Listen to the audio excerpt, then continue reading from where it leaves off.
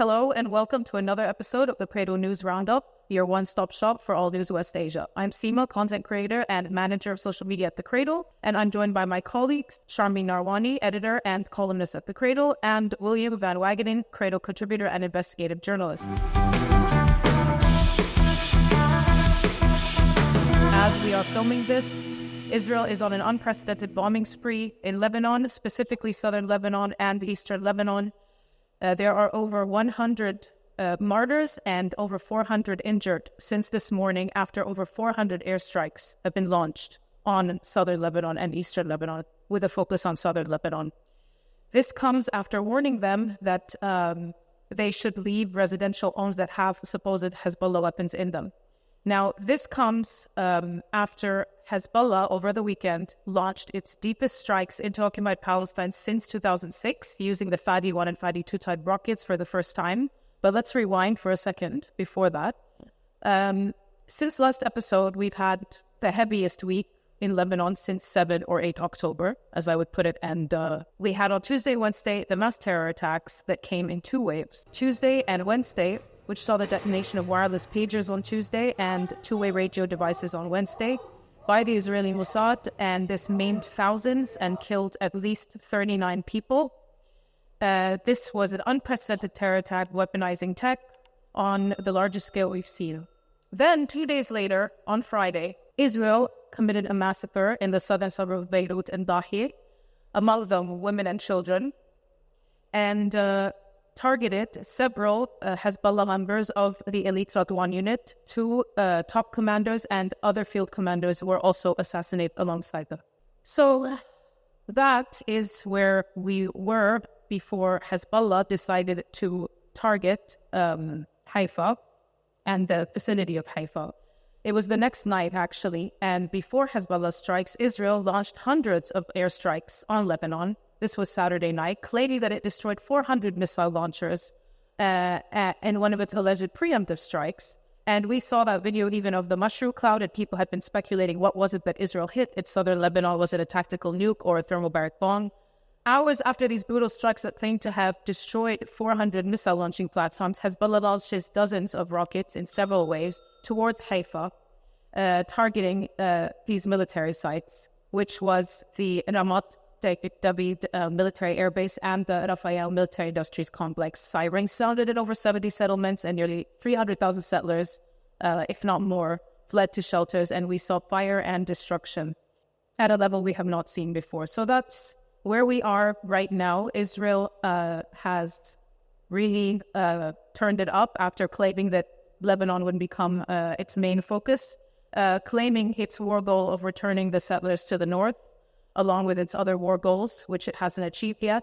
And they've even put out an animated video claiming that houses in southern Lebanon have missile launchers, and there's like a 3D video similar to the one we saw when they claimed there was a command center on Al-Shifa hospital. So it's that video is ridiculous. It's ridiculous. Literally, there's a massive missile, pretty much the size of a living room and a living room. And they're suggesting that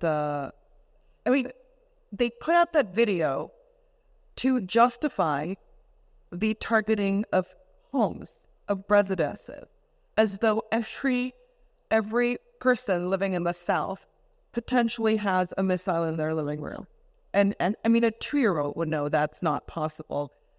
This is what people like Robert Fisk and others have been saying for years. Israel releases these satellite pictures where X marks the spot in a hospital, in a school, in a mosque, where Hezbollah is allegedly hiding their rockets. And we saw like a month or two ago when Hezbollah released its video of the Imad 4 underground facility, we saw that these facilities are fully stocked, massive tunneling, very sophisticated, and they would have an opening where they could launch rockets from and then shut it instantaneously afterwards. Today, we didn't know. We'd heard Imad 4. So as far as we knew, there was an Imad 1, 2, 3, and 4. But over the weekend, they released information that there are dozens of these. Most of the first waves of Hezbollah retaliatory strikes on Israel on the Ramat David Air Base and the Rafale military complex were launched from the Emad facilities. So, of course, there's no rocket in living rooms across the South. The other thing is, they give this impression that the South is fully Shia, right? Lebanese Shia, who support Hezbollah, where that's not the case. The South is peppered with Christian villages, and many in which Shia and Christians live together and have done so for centuries, So this is now what you said about them, the Israelis warning people in the South to vacate their homes. We're now hearing that they can't vacate their homes because the Israelis are bombing the only roadways out northward. So they're looking to kill as many civilians as possible. That's very clear. First, this notion, this bullshit narrative that every civilian is hiding rockets in their home, and secondly, if they want to leave, they can't because they're going to be hit on the roads. Yeah, and this is just a replay of everything that they did in Gaza. They bombed totally indiscriminately hospitals, mosques, churches, residential buildings. And there, of course, the excuse was there was a Hamas tunnel underneath or some type of Hamas headquarters under things like the Shifa hospital. And that just basically gave Israel like the red light or the green light, to bomb everything, just to destroy whatever they wanted, try to flatten Gaza, which, of course, we know they want to annex the land and build Jewish settlements there. So they're just using the exact same tactics here, but instead they're using an even more ridiculous idea, which is that there are missiles in everyone's home. And again, in Gaza, they would tell people to evacuate, and then they would bomb the safe route that they themselves would designate and kill people that way. So it's just like the exact same tactics over and over. And we know ever since 2006 that Israel's basic method of waging war is just to target civilians and civilian infrastructure. That's the Dafiya Doctrine, which we know from the war against Lebanon in 2006. Obviously, that's what they did in Gaza. They can't do much against Hamas fighters who are largely underground, so they're just bombing anything they can to demoralize the population and make people in Gaza so scared that they would potentially want to leave, whether it's Egypt or somewhere else. Of course, they haven't been successful in doing that, but that's their basic strategy. So now we're seeing that now. It's interesting. There's a former Israeli general named Giora Eiland. And we'll talk about him a little bit more later because he has a plan for what's going to happen in northern Gaza. But in an interview a couple months ago, he stated that the U.S. has no problem with the idea of Israel fighting Hezbollah, but it certainly would have a problem with Israel attacking Lebanese state infrastructure. And Israel would have to harm the infrastructure of the state of Lebanon in order to defeat Hezbollah. So he's saying that it's obvious we have to target civilian infrastructure to defeat Hezbollah. The U.S. is going to have a problem with that, theoretically. At least in public, they would say they have a problem with it. So again, that's the reason for this propaganda. They have to make it seem like there's a missile in every home in South Lebanon in order to justify basically this large-scale terrorist assault on the South, which we're seeing today. And again, 100 martyrs so far already. And, for the last few years, the Lebanese government hasn't taken these videos sitting down. I mean, they have twice now when the Israelis have claimed Hezbollah is hiding missiles in public places in Beirut or large Lebanese state infrastructure in Beirut.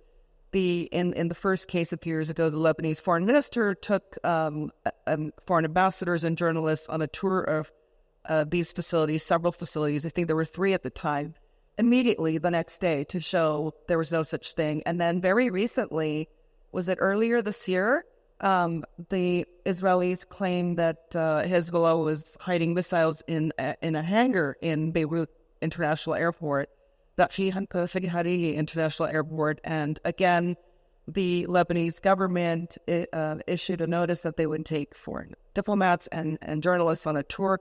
That facility they did immediately. It was like a normal warehouse. And It's important that the Lebanese state is hitting back at that narrative. And what's really interesting this time around is you have Lebanese officials at the very top saying that what Israel is doing, rallying behind Hezbollah, if you will, by saying that a response is necessary to Israel's aggressions at this point, and that Hezbollah is within its rights to retaliate.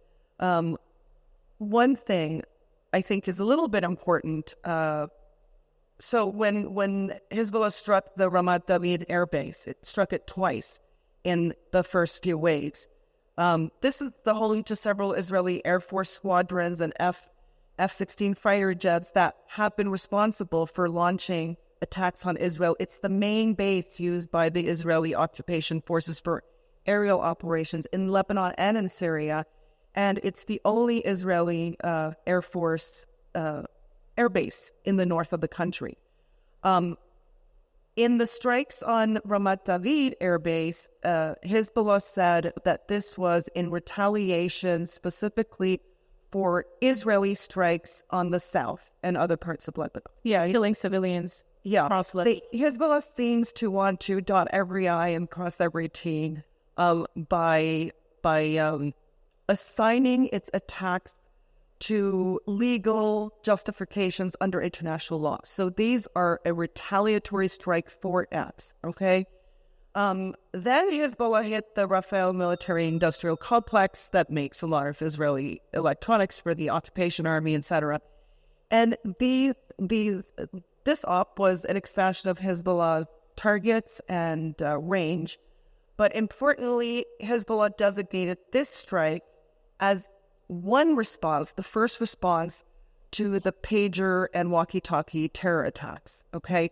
Now, why does Hezbollah do this? Because it has ramped up a number of retaliations that it will launch, in years past, and even decades past, always saying that it will retaliate for sure, but at the right time in the right place.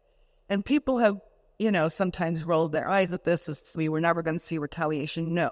Now the opportunity exists because Israel's in full war mode, okay? Hezbollah, like much of the resistance axis, looks to always minimize civilian deaths and casualties, so it's not going to launch a retaliation that could cause an escalation. It's going to retaliate in a way that the international community recognizes a justified retaliation under all international law. This is why it assigns for each of its actions in Israel a specific reason, justification for doing so. But now, yesterday, over the weekend, Hezbollah's Deputy Secretary General Naim Qassem announced that this is a new phase of the war, which he called the phase of open accounts.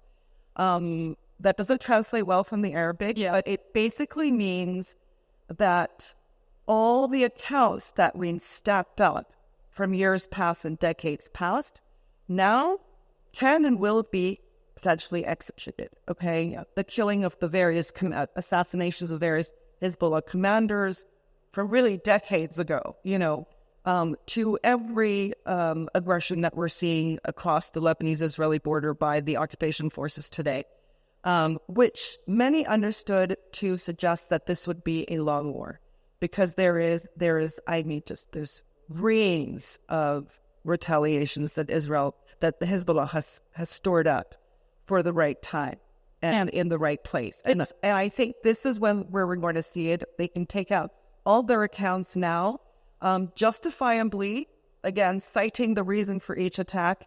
But this looks to be a long war on the Lebanese-Israeli front. Yeah, due to the escalation, we are going to see much swifter responses by Hezbollah now, as was the case with targeting these sites, near Haifa. This is like, we're not going to wait days for a response anymore. And I wanted to say one thing about how the regional resistance or the axis of resistance approaches what is happening. We shouldn't forget that their goals are to make sure Israel fails at its goals. That is their goals. And so for all the people who are, impatient about how they've been acting and that they haven't done enough damage, and I just want to remind them that, our side or, any resistance movement in the region will not get away with what the Israeli gets away with. Everything has to be calculated. As Sharmi mentioned, every response is a response to something specific.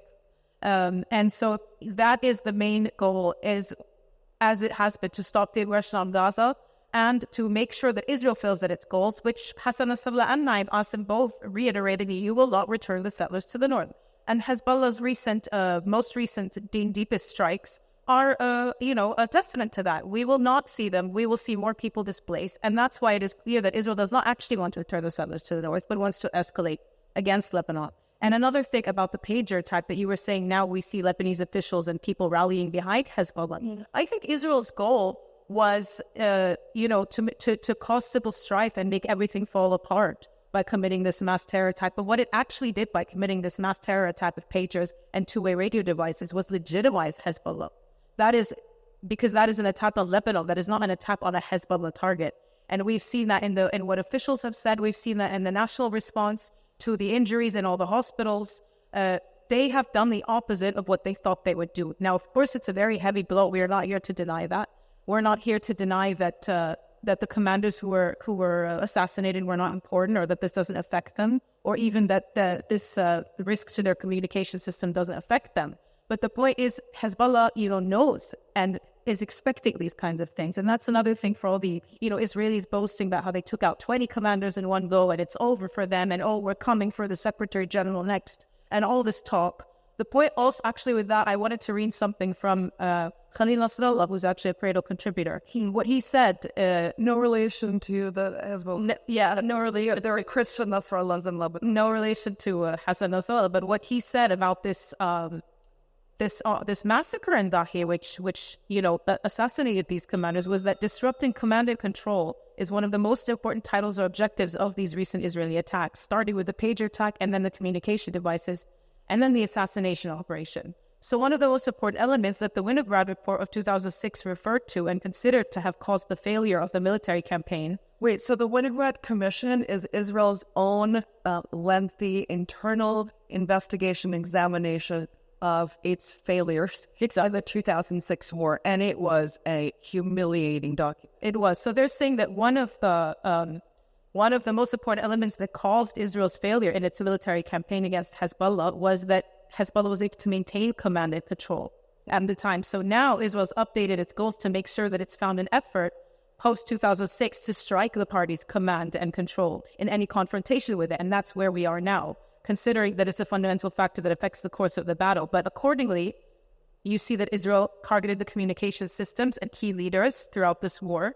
But this scene so far does not give an image of a pivotal achievement, more like smaller tactical achievements, Khalil Nasrallah says. This is because Hezbollah has certainly been aware that this is where Israel would take the battle, or the security aspect of the battle. And it prepared itself to maintain command and control at any cost, regardless of who is assassinated. We've seen that with every movement in the region. I'm sorry, but when you are a movement, like Hamas or Hezbollah, you already know better than we know that if two main commanders are taken out and things don't go on anyway uninterrupted, then you've lost already. So they can circumvent that, and they have organized to circumvent that. Otherwise, they would not be able to fight these wars to begin with. Yeah, the other thing to remember is the pagers that were distributed were even purchased just a few months ago, supposedly. So it's impossible to imagine that Hezbollah's entire communication network for fighting a war is based on those pagers. So Israel's purpose in detonating those, it was just like the terror attack. And I think, as we mentioned, the death toll is about 39 people, which is very tragic, but also the injuries that resulted from those were tragic. So a message was sent to the pager, which would cause whoever was holding it. Amnesty International did a report that talks about this, where they would then, pull a pager out of their pocket, hold it in their hand, and look at the message, and then it would detonate and it would blow their hand off and then blow out their eyes and blind them. So there was a doctor who said, they're doing operation after operation after operation, literally like removing people's eyes because they think that blinded. So, it was just a classic terror attack to sow confusion, terrorize people, and set the stage for then this broader escalation, which we're seeing now. But again, it would be shocking to imagine that Hezbollah, that their actual communications for making really, really important decisions and their top leadership and fighting the war would have been compromised by that. So it is a blow, but I think that's important. Right? I mean, we've written articles ad nauseum, I feel, maybe not enough, at the Cradle, showing that assassinations as a main Israeli tactic is ultimately, nonsensical. It's a PR claim for Israel. It's just a public relations claim for its domestic audiences and, an ability to chest thump internationally. But in every instance, and I mean, don't forget, Hezbollah and other resistance axis leaders have been killed for decades now, targeted and killed by the Israelis. Always imagining that taking out this one person will defeat the enemy. And it's not the case. I mean, arguably the most important military mastermind, strategist, and commander in the entire resistance axis was Qasem Soleimani, the Iranian IRGC Quds commander. And when he was killed by the Americans this time, Iran launched two dozen ballistic missiles on 2 U.S. bases in Iraq. Nobody had ever done that before. And absolutely, the Americans were unable to respond. They were so shocked into submission, basically. So, him not being there made no difference. And we've seen this from Abbas Musawi, Hezbollah Secretary General in the past, who Hassan Nasrallah replaced. We saw this with Imad Mughniyeh, who was a mastermind and strategist for Hezbollah's military development, really, And we saw it with Hamas and the Palestinian Islamic State, how I've gone stronger and assassinate. Every time, Haniyeh, you get someone who's even more a military strategist to replace him, Yahya Sinwar, who's in Gaza. I mean, every time they try to assassinate a top person, it doesn't stop. And Friday, the assassinations happened. The Radwan forces, the Hezbollah's elite special forces that were created after the 2006 war, and every one of Hezbollah's battalions usually have 7,000 to 10,000 people in them. The Americans claim that Radwan forces is 2,500, but we see no reason to think that Hezbollah would veer from its normal battalion numbers in this. 2 top commanders were hit and other field people, right? So what's that going to change? What's that going to change? Like, it's so dumb. It is just public relations.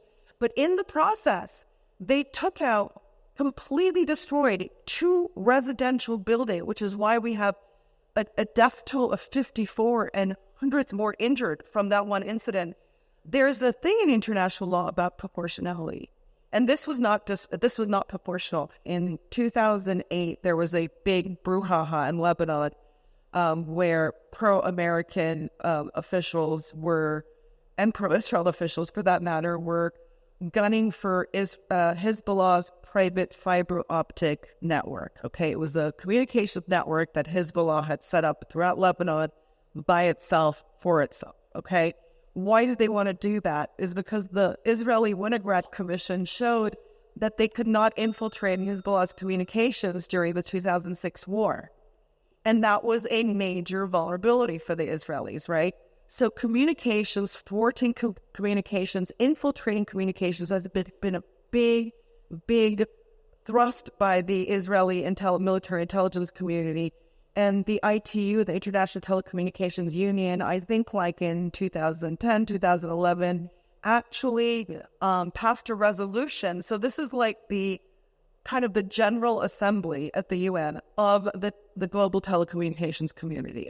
So it has full member states like the UN General Assembly does, and they voted to censure Israel for its very aggressive efforts to infiltrate Lebanon's communications, and from everything from actually buying off spies within Alpha and MTC, Lebanon's main cellular communications networks, by trying to get these people within these companies to procure Western products and not Chinese products so they can infiltrate more easily, by being able to hack into cell towers which can see which numbers are being used in which location, almost like a tracking device for the Israelis 24/7. If, for instance, they have Hezbollah phone numbers, the Americans have talked at great length about the Israelis launching massive efforts to procure Hezbollah rank and file, as well as official mobile numbers, so that they can track them through these cell terrorists. So this has been like a massive attack on Lebanon's sovereignty and territorial integrity since 2006 in a whole different way, this communications warfare. Now, something else to mention, when, I talked often about the 2002 Millennium Challenge that the U.S. military, it's the biggest U.S. military exercise in history, gaming exercise, in which the U.S. military played against Iran, ostensibly. And in 48 hours, the Americans lost almost their entire naval equipment, hardware, ships in the Persian Gulf, in 48 hours. And this is after the Americans blocked all of Iran's communication. And in this report, it turns out that the way Iran had communicated swiftly with its, the command and control line, did not miss a beat. The Iranians, they understood, used motorcycle messengers to go to the front lines, and the coastal areas, and used Morse code, and so they lost. Now, Hezbollah knows, since the Winograd Commission, since the Israelis took such a big hit in 2006, that communications would be a big target. You don't have the big guys using pagers and normal communications devices. There's 150,000 Hezbollah soldiers and troops. I don't know that includes. I don't think that includes reservists. And the promise of fighters from Iran, from Yemen, from Iran, from Syria, and elsewhere. Most of them are not carrying the devices that communicate commands from the top. So this is and this goes now down to international law. I think the communications are going to be intact, and so the danger is that, again, the Israelis are just unleashing a massive carpet bombing campaign on the south. And again, that's the reason for the propaganda saying, hey, there's a missile in every hole, and it's that they do seem to be preparing, and we're seeing it already today, 100 dead, that like in Gaza, it's going to be very, very difficult to actually defeat Hezbollah as a fighting force. Israel, even with all those U.S. bombs, all the U.S. weapons, all the technology, they still haven't been able to defeat Hamas after an entire year. How long would it take them to defeat a much, much, much, much, much, much stronger Hezbollah force? Right. Take years, a decade. But again, the risk is they're just going to carpet bomb the entire South, and who knows how many Lebanese. Did they just claim they hit, like you were saying this morning, that the Israelis claim to have struck 400 missile launch? That was Saturday night before Hezbollah launched towards Haifa. It's also funny, they say this, and then the UN gets all its target. And look, this is, I think Israel, claims it wants to not only return the settlers to the north, a goal I don't believe, but to push Hezbollah by force behind the Litani River. And the Israeli foreign minister said today that if the world's not going to do it, we're going to do it by force. So understand, for instance, that you can push Lebanese civilians behind the Litani River, people who are escaping with their families to save their lives, to escape the bombing. But you will never push Hezbollah beyond the Litani River. Every time Israel has tried to do this, Hezbollah has established itself even further, enmeshed itself even further in the south through its astounding network of tunnels and command centers underground, clearly not anywhere near residential homes, but there's a lot of open fields and agricultural lands in these areas. You'd literally have to do bunker buster bombs in every inch of the south to make a dent at that. And Hezbollah will only find new ways, because that's what they are, It started as a guerrilla fighting force, so they're light and they're flexible. And this is why these guys have always thwarted, if you have a war of attrition, a much larger enemy. The Americans in in Vietnam, the Israelis in Lebanon. Yeah, well, look, Hezbollah, that's a valid point, and there's one way to put it, but I have my own opinion, and a lot of people share this opinion with me, which is that why are we even separating between combatant and non-combatant as if people in Hezbollah are not also the people of the South? They would not be pushed back. In every household, there is a Hezbollah fighter similar to Gaza. They have every right to be there. There is Lebanese occupied land. There's Lebanese land occupied by Israel. I mean, this distinction as if it's okay to bomb, it's okay to bomb them. They are the people of the South. It's the same thing in Gaza. So Israel plays on this whole thing of human shields, but that's not how it is. These are civilians born out of popular sentiment because of oppression and occupation. And you can separate them all. You can separate them all you want, or you could say, oh, well, they use them as human shields. No, this is the reality of the fabric of these kinds of regions. So, why would the civilians won't accept to leave? Because in every household you have a fighter. Everyone's a fighter. It's not even that we talk about people leaving. Nobody's going to leave since they learned the lessons of the Nakba. Nobody's going to leave ever. These people, these families have been here for centuries, for millennia. It's the Israelis who are all newcomers and are the most likely to get a new passport and leave. So, let's go to the international law aspect of this, because what's coming in Israel is going to be a mass violation of international law and the commitment of mass war crimes, as it is done in every one of its aggressions everywhere. Just really worth mentioning is Israel's use of civilian tech devices to launch a terror attack is really going to backfire in the Israeli tech industry, okay? Which is very multifaceted, from software to hardware, et cetera, and everything in between, spyware, and even for communications devices that the buyer knows is not going to have an explosive element in it. The questions are now flying about, will Israel have a backdoor? Will Israel have implemented spyware in their devices? Will Israel have the ability to shut it down if it doesn't want, for instance, an Emirati user to know certain things, okay? So I think in technology, nobody's trusting the Israelis now. But also increasingly, and I know, William, you're going to work on a piece on this now, the kinds of, from the first moments of the cell phone and walkie-talkie aggression, terror attack, there was a swell of voices saying, wow, how clever Israel was in doing this, which quickly changed. We are now having, major UN officials, major world leaders calling this a terrorist attack, okay? Certainly in the new emerging multipolar world, but also in the Western world. And, one thing, last week, the Belgian Deputy Prime Minister condemned what he called the massive terrorist attack in Lebanon and Syria.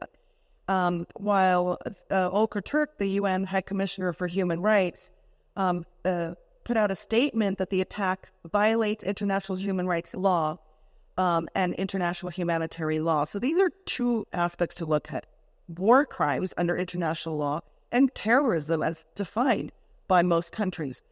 The protocols of the Geneva Convention strictly prohibits indiscriminate attacks on civilians, okay, and finds it to be a grave breach that amounts to war crimes. So anytime you're targeting civilian, you're conducting a war crime, very clearly. In this case, one needs to identify who qualifies as a combatant and who qualifies as a civilian under international humanitarian law. A combatant is defined very specifically as someone under military command wearing a distinguishable military uniform and openly carrying weapons. Without these specific markers, those targeted in the pager attack are considered civilians under international law. Even if every single recipient of these pagers was a Hezbollah fighter, they were in a civilian area going about normal civilian activities in civilian clothing, not carrying weapons, okay, that were showing on their persons. This was an attack on civilians. It is literally a war crime as defined by any aspect of international law. The Guardian actually wrote in an article after that half a century after the Second World War, there was a global treaty to which Israel is a signatory.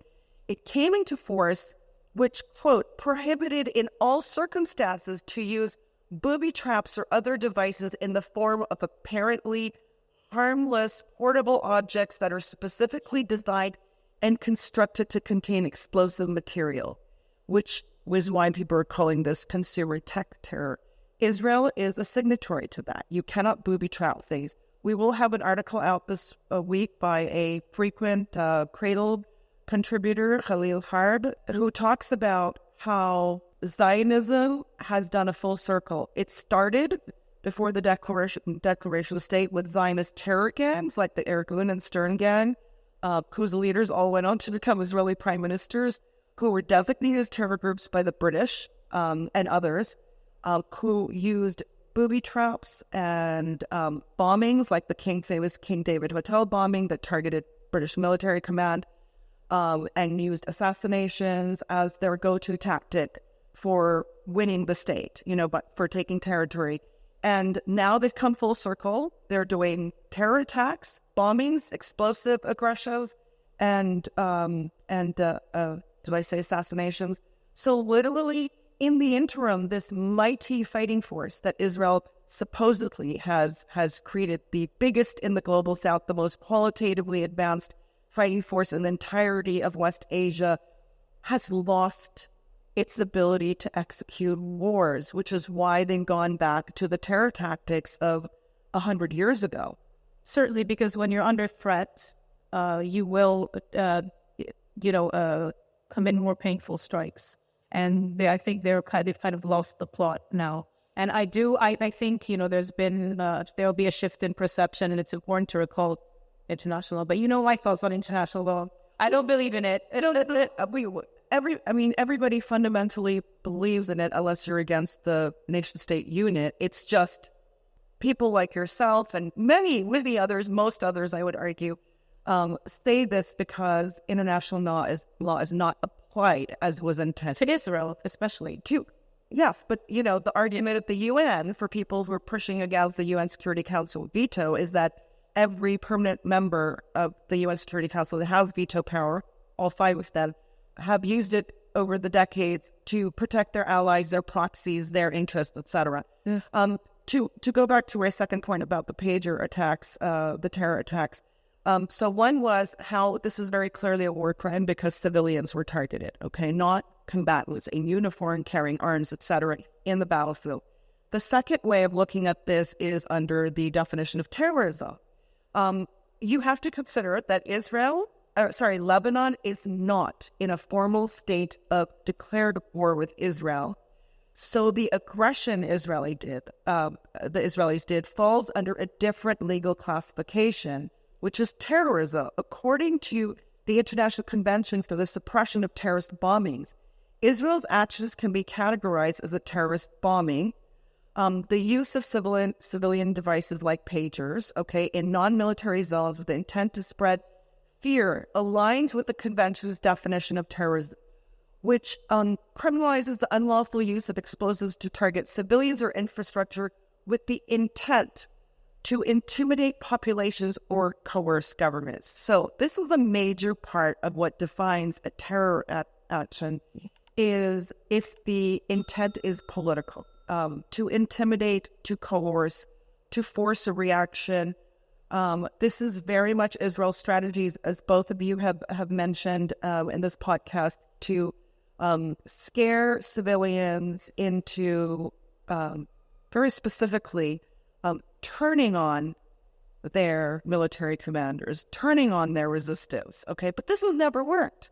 I mean, decades of sanctions against Iran didn't make that happen. The siege of Yemen, the siege of Gaza didn't make that happen. Hamas is arguably in Palestinian polls across the West Bank and Gaza Strip at least, is arguably more popular now or has more support now than it did before October 7th.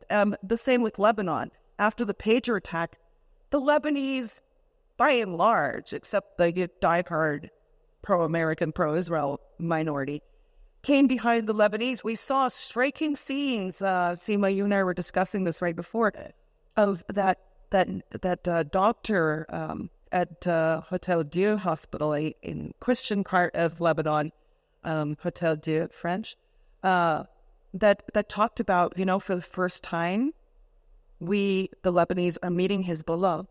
They are being brought to all emergency rooms and surgery operating theaters across Lebanon, in Christian areas and Sunni areas, whatever. And we are seeing this remarkable spirit, this stoicness, incredibly stoic people, incredibly resolved and determined people with incredible spirit. I mean, she waxed poetic about what she'd seen and never experienced before. So this is backfiring on the Israelis as well. I just wanted to say one thing. As we are filming this, the number will be higher by the time our video is out, but there are over 200 martyrs from the strikes on southern Lebanon, and they've also issued evacuation orders in eastern Lebanon in the right now. This is, I think we can say, in a sense, day one of the wider war in Lebanon. And there have been comments in the Israeli media even a few days ago saying they're already referring to this as the third Lebanon war. It seems like it started. There's no denying it. I mean, today is maybe the day to say that it really did start for sure. I mean, if not, Saturday or Friday or Tuesday or Wednesday with the big terror attacks. On the issue of Israeli terrorism, I don't even know if Israel's come full circle. I mean, I feel like Israel has used terror as a consistent tactic throughout its history. And of course, there's the book by Ronan Bergman who talks about the history of the Mossad's assassination and terror campaigns. Let's mention that the first car bomb ever used, as a proper terror device, was actually in pre-1948 Israel by Zionist terror gangs. Yeah, well, even here in Lebanon, during the 80s, the Israelis were setting up false, resistance groups. No, the first carrier bombs. Yeah, the first car bomb used in Lebanon was by the Israel. They invented the car bomb in that region. Yeah. Yes. But then the other thing is, going back to Syria, in 2011, the Israelis and the U.S. sponsored these jihadist groups, Jabhat al-Nusra, ISIS, the Free Syrian Army, and they've used terrorism as a tactic using jihadist groups for a really long time. And there's instances where these jihadist groups would be attacking the Syrian army, that an Israeli Air Force would come and bomb on the Syrian army on behalf of these jihadist groups so they could continue. That happened on the Golan border with the Quneitra a lot. The Druze there hated al-Nusra because they said every time Nusra would attack us, they get Israeli cover. And then earlier this year in January, there was a major terror attack at Qasem Soleimani's grave where maybe 100 Iranians were killed. I guess the only difference is that over the weekend with the terror attacks, the pager massacre, Israel is using these terror tactics, and they're not even trying to hide anymore who they are that they're doing that. And so in the past, maybe they would try to hide it. Now they're just openly doing things. And it's embarrassing that so many world leaders will condemn these as terrorist attacks, but won't actually even in their condemnatory messages state that it's actually Israel who carried it out. Even the New York Times put out a report saying, yes, Israel did these terror attacks to the pagers, and yet all these world leaders, including the Russians, won't even come out and say that, hey, Israel did the terrorist attack, even though they are willing to call it a terrorist attack. But anyways, it's just interesting how Israel now, again, they're not even trying to hide that they are doing these things. And but terrorism has been a constant tactic with the Israelis for the entire history of Just on a personal note to our viewers and anyone else who's watching, one of our content creators here at the Cradle and the Cradle Arabic was visiting family in the south, and the house next to them was bombed by the Israelis, and it damaged their home as well.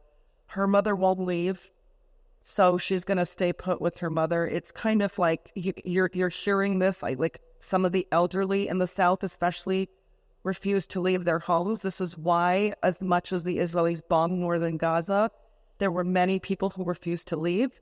This is where we're born. This is where my great-great-great-great-great-great-grandmother was born. I'm staying put. But there are others now struggling to leave, with kids, or they need to get out of bombing's way.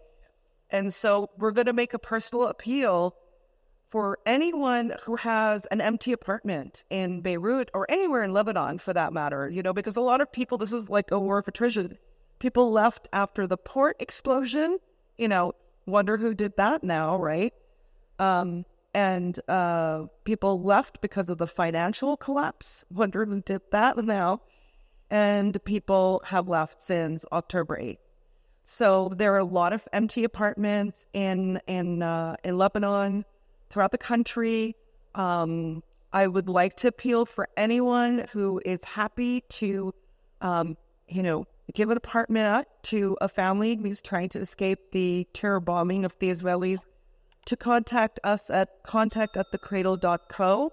We will obviously only refer people who we know, whose families we know, this way it's not like strangers we're going to move into your place. Because I'm sure many other people in Lebanon are also doing these shout outs to get people to lend their homes, especially, back in 2006, a lot of these were occupied, right? Their owners were living there, and that's just not the case as much anymore. There's also a lot of foreign investment kind of buyers in Lebanon during the boom years who've never actually occupied this apartment. So please consider this and send us an email at contact@thecradle.co. Let's go to the additional segment that we're doing for Patreon members only now, in which we're going to further discuss Israel's war goals. It's something I really want to, you touched upon it, but I really want to go deeper into why Israel's public statements are not at all Israel's real ambitions. And leading out of that is a further segment to our extended podcast, which is what Israel's secret plan, its actual goal in the Gaza Strip is as of now. So I think that is a good place to leave things, considering we've covered the most pressing issues, and things will be changing by the minute. So a lot may have happened by the time this comes out, but I just wanted to say that now is the time more than ever to support independent media. We are here in Lebanon trying to bring you accurate news and perspectives that are from this region. And I think that if you're able to, then please consider becoming a Patreon subscriber. We really need that support, and we will be able to bring you more videos. And speaking of more videos, we started the Cradle Bites last week, where when we're able to, we are bringing daily updates with more immediate and shorter form videos. In order to do all of this, we need your support. So please think about checking out our Patreon and becoming a member and contributor if you can. And of course, I've been joined by my colleagues Sharmeen Arwani and William Van Wagenen for this episode. And with that, I just want to say thank you, and make sure to keep up with us and follow us on all our platforms, X, Telegram, and also Rumble, back up for YouTube. And stay tuned for more. Thank you.